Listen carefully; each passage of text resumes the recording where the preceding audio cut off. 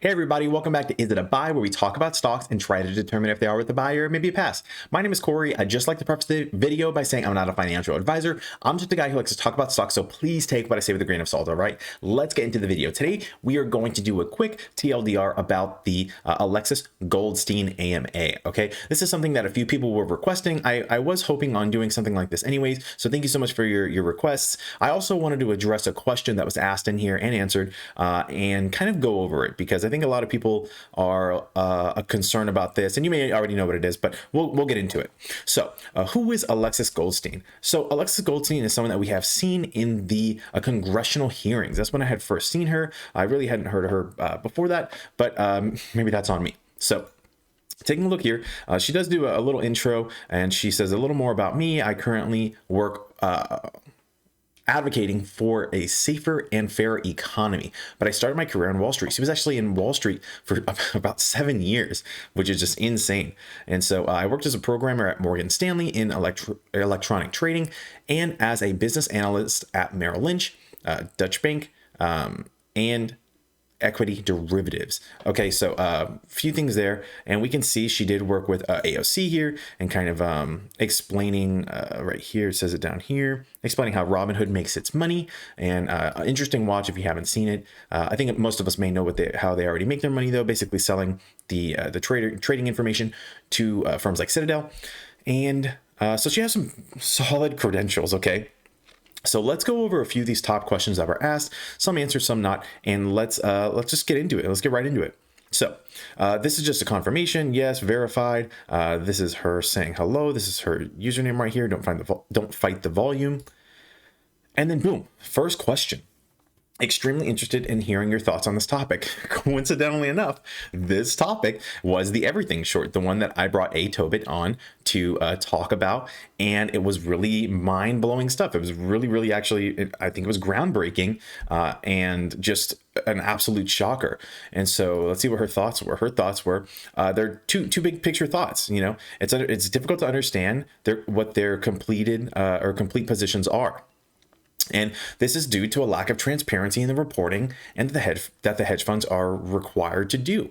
And you know, this is stuff that we've been talking about, these DTCC rulings and the lack of kind of transparency that they have. And then we've gone into the OTC and the dark pools and stuff. It just gets super convoluted extremely quickly, and it gets messed up. So she goes on to say, hedge funds managing $100 million or more of certain kinds of securities do have some reporting requirements, and these happen quarterly.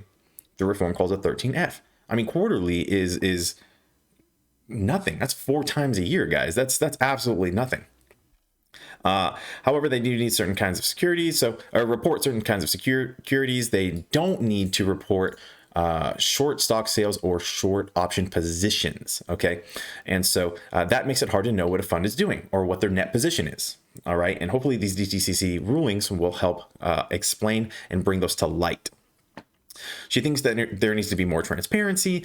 She also does think that there needs to be regulators closely monitoring the repo markets and seeing if there are places where reforms are needed. And this is something that we talked about as well in this everything short video. Okay. And if you haven't seen the video, I highly recommend watching it. It is very long. However, it is a lot of very eye-opening and very good information. I can't thank A Tobit enough for being on. We do have more to come on this. He's already doing more research, and he's going to bring it to me. So make sure you're subscribed so you don't miss that. Okay. And then let's go to the next question. We'd love to hear your thoughts on the current borrow rate being so low despite limited shares available. Okay. And she didn't answer this one. But in my other video, coincidentally, again, we did cover this, and this is the one by Lighthouse talking about how the options are not regulated, or sorry, how they're currently not regulated, and that we're not going to see anything until there is this regulation. Okay. And that's what these people are talking about. And basically, the gist of it is how the hedge funds they only made it look like they covered, and they're it's deceptive options trading. Okay. Another long video that I would recommend watching, or at least going through this this article here. They're good. It's good information, and I think it's important for the apes to be educated in what is going on, to just make sure they have a full picture, a good grasp, to keep their confidence. A lot of FUD, fear, uncertainty, and doubt going on right now that are scaring people. And unless you're educated, I think the more educated you are, in my opinion, the more confident you may be. That's how it's become for me, though. I've always been very confident, but learning these things, I've never felt more confident in a squeeze. So that's that. So another question here: there was one big thing was there one big thing that made you want to pursue this career of shining a light on the seedy side of Wall Street? There must have been some things that you saw behind the scenes at Morgan Stanley, I would imagine. And so she says there's not a short answer. She does link to her article here, Leaving Wall Street. An amazing read. It's such an easy read. She wrote this very well. It's really good. I highly recommend reading it if you haven't already. But she basically goes into how she started as a summer internship, and it led to a 7-year career. During my time on Wall Street, I changed from a curious college student full of hope for my future into a cynical, bitter, depressed, and exhausted knowledge worker who felt that everyone was out to screw me over. And so I'll read a few different pieces of this, but I do recommend the read. I'll kind of give you the gist of what happened. She goes on to say, I thought this was very interesting. While there are many on Wall Street who come from wealthy backgrounds, there are also many people from very humble backgrounds, which was a little shocking to me. In my experience, it is often those who do not come from privilege who are the system's fiercest defenders. And that just blew my mind. It kind of felt like, I wasn't a part of the club now, and now I've worked my way in. I'm one of you, and now I'm going to work to defend my wealth, defend everything I have in the system. And even though, they've been on the other side, potentially of humble backgrounds, of whether it's poverty or whatever it may have been. And it's just so crazy how people just convert into this money machine, and this culture that is Wall Street. Now, and she goes on to say, background becomes irrelevant whenever you've made it onto Wall Street. Once you've gotten in the door, you're one of us. And this is kind of what I was saying there, it's so crazy. And so she goes on to talk about how crazy the trading days are, or the work days at least. And she gives this example. A trader friend of mine she goes into the education. This is about the education. She says a trader friend of mine was instructed not only in mathematics of the financial markets, but also in wine tasting and golf. You're trained, but you're also groomed. It's a whole structure that they have. She says, grooming is not all fun and games, or fun games and country clubs. Most of the message revolves around how hard everyone works and how hard you're expected to work in return. She says Wall Street views its work ethic as legendary. 60-hour work weeks are standard, which is just absolutely unbelievable to me. It's just insane.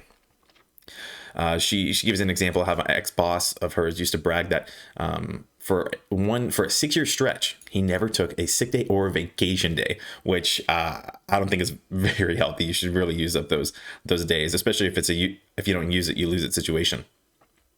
But it goes on, a bunch of stuff. Here it talks about the kind of pressure of the amount of hours they're expected.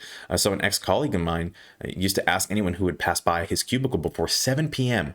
on the way out the door, "Oh, half day today?" Just showing the toxicity of this workplace. Okay. And I have this one, and I'll kind of end this article, but again, highly worth a read.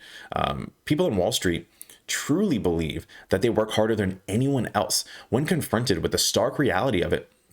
For example, a single mom working 2 jobs. The response is usually some variant of, "Well, they worked as hard as I did in school," which is just so toxic to think about. People with different circumstances and stuff. It's just so crazy. But a whole bunch of interesting information in here about it goes on and on about the ethics and toxicity and this and that about this place, and how the end goal is called FU money, which most of us has heard this term. Is just obviously just making as much money as possible. Highly worth the read. I thought it was super interesting. And this is the last question I want to go over. And in my opinion, it's probably one of the bigger ones that a lot of people are up in arms about. To the point where I think I saw some people say they either downvoted the question or the whole article because of this. And let's just address it. Let's just go right into it. So This person says, thank you for your time. I'm super late in my question, but how did you end up in games in GME in the first place? And then she goes on to say, try to post on Wall Street Bets. And if you ever try to post there, your post was probably taken down immediately. And it's very hard to post in there. So you go to a different subreddit and try to post your DD or whatever it is. And so very common. That's how she ended up in GME. She found it welcoming. But here's the big question. Do you personally believe that the mother of all short squeezes is still to come? And here's the answer. I think GameStop volatility will continue because there are now too many eyes on it and too many people with FOMO, the fear of missing out.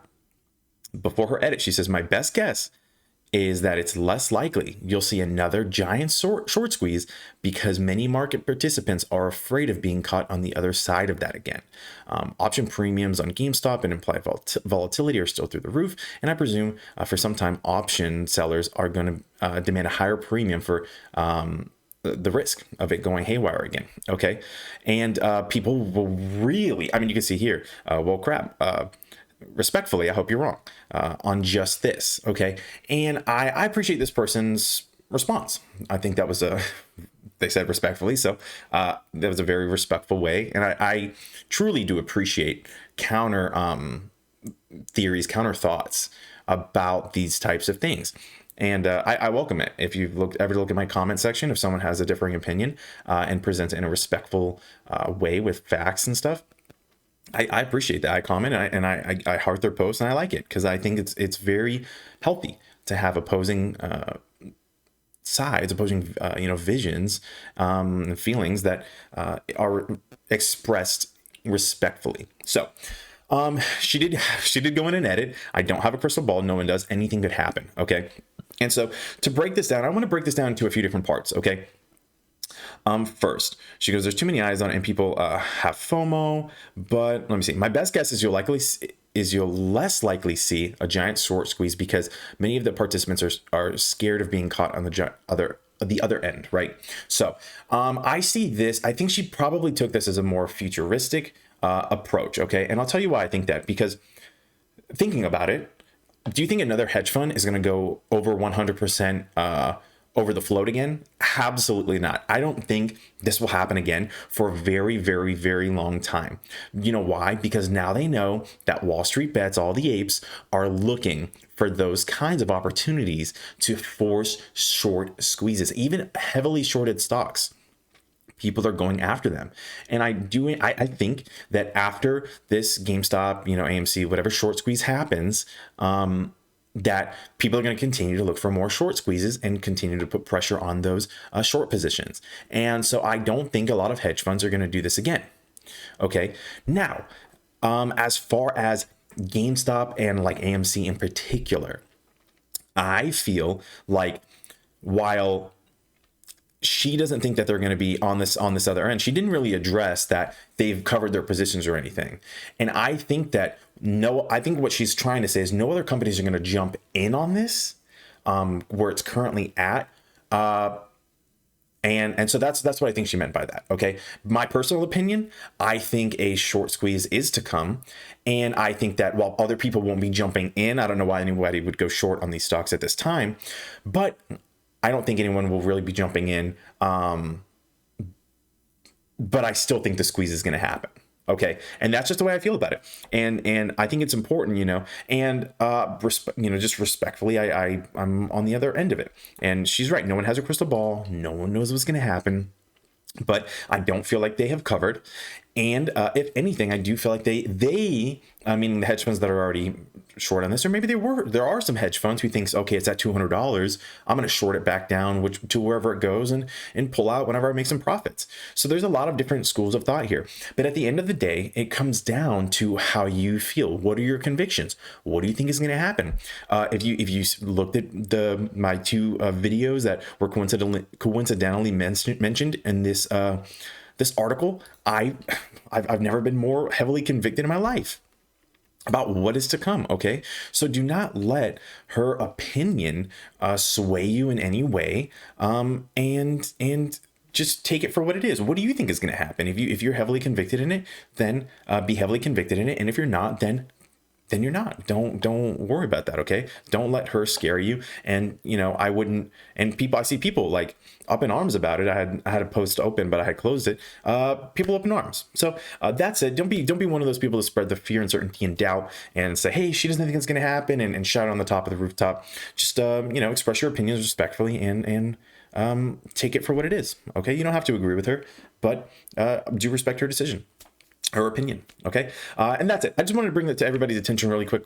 People asking me to cover that, so I just wanted to do that. Sorry, it was a bit of a ramble, but I just want to make sure I cover like as many different angles and possibilities as I can. Thank you so much for taking the time to watch the video. If you do like the content, if you have been liking the content, make sure you're subscribed and make sure you hit the bell for the notifications. I see a lot of people who aren't going to be notified whenever like these other things happen, and granted, you probably see it elsewhere, but just if you'd like. Also, if you wouldn't mind liking the video, that really helps me with that YouTube algorithm. Thank you so much for taking the time to watch the video, the continued support. I appreciate it. You guys keep me motivated to keep making these videos, although I love making them, and I can't wait to make more about AMC, GameStop, the short squeezes, everything that's going on. All right, thank you again so much for taking the time. Have a great day. Peace.